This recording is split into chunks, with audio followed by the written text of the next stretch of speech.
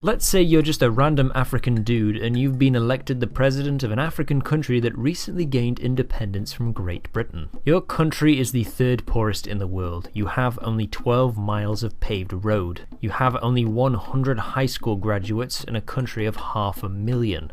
Disease is rampant, there's been a drought for 2 years, and you even rely on your previous colonizer to make sure that your government doesn't instantly run out of money. You'd really like to make this better, and other countries in the region have made real progress in helping their citizens before, but they've come at the expense of human rights, the rule of law, democracy, and general freedom. You'd really like to make sure that your population can have both a good standard of living while also having social and political rights. Here's how you'd go about doing that.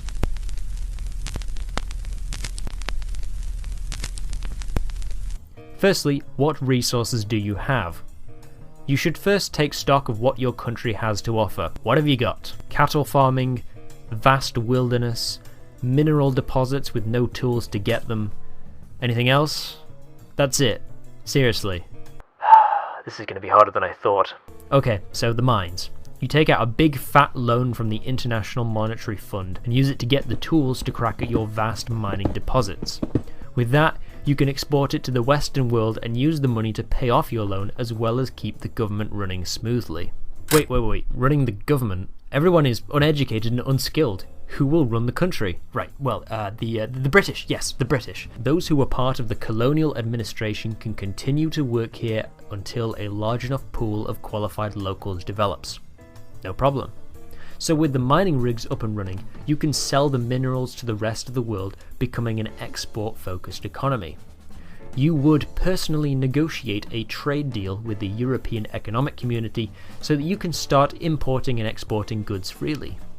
The revenue from these trades you can use to invest in health and education. With a public-private ownership model of the mining corporations, 50% of your government revenue comes from the mining industry, and this allows you to keep taxes low and even raise more money than you need to spend. That means bountiful dividends to the public and heavy investment from foreign companies. It also means you can ditch the South African rand as your money and set up your own central bank to use your own currency. By now you have the fastest growing economy in the world. That means subsidies to farmers, vaccinations against diseases, universal education, universal healthcare, airports, contraception, telephones, technology, slippers. At the same time, civil rights and the rule of law are still being protected. Because you're still using the 1966 constitution drawn up by the British, it means you still have to respect the rule of law, and that means free and fair elections. So in 1969, Botswana held its second presidential election since independence. Unsurprisingly, you are re-elected with nearly 70% of the vote, and again in 1974 with an even higher percentage. Again in a completely legitimate election. That's how good you are. It's not all sunshine and rainbows, however, as all around your country you are surrounded by the racist regimes of Rhodesia and apartheid South Africa. They do not like the fact that you, a black man, are shockingly running your own country and, get this, doing it well. Also, your wife is white. Big no-no for racists. Until now, you didn't even need an army, because you focused more on poverty reduction than military spending. You never went to war with anyone, so why would you need them? But now Rhodesian and South African-backed terror groups are targeting you and commencing operations in your borders, so you formed the Botswana Defence Force in 1977 to keep them at bay. You also play a role in the founding of the Southern African Development Community as a way for the wider Southern African community to reduce their reliance on South Africa and Rhodesia. In 2019, this region had a nominal GDP slightly bigger than Switzerland. In 1979, you are elected for a fourth time, with 75% of the votes.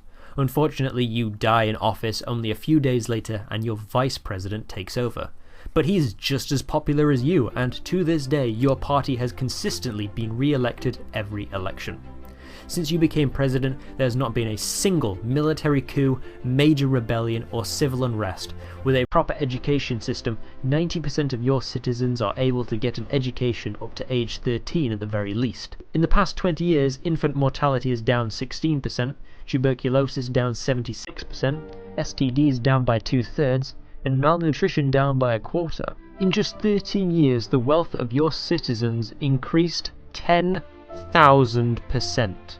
Not bad in relation to some of the other countries in the area. Today, your country ranks the lowest in Africa for corruption and instability, and even has accumulated over 7 billion in foreign currency reserves. Over 270,000 tourists visit yearly, despite a 2014 ban on poaching and game hunting. In 2019, your government scrapped a law making same-sex relationships illegal, one of the first in Africa to do so. That's not to say your country is now a utopia though. Nepotism, unemployment, over-reliance on mining, erosion of free speech, as well as a huge AIDS crisis have been plaguing your country in recent times. But with an educated and open-minded population, you should be confident that these are all problems that can be overcome. So in answer to the question, how do you make a country rich from nothing? Number 1, work creatively with your natural resources.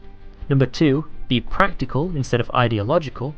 And 3, uphold civil liberties and the rule of law.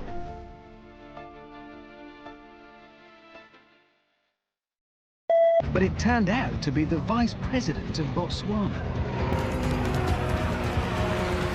That is a cool arrival. Yeah, it is. Just never known anybody to go across in a car. Should be the first time, I think. There they are. Oh, really? Yeah, is that? Oh, really? Yes. Oh, Right that should across be the- interesting.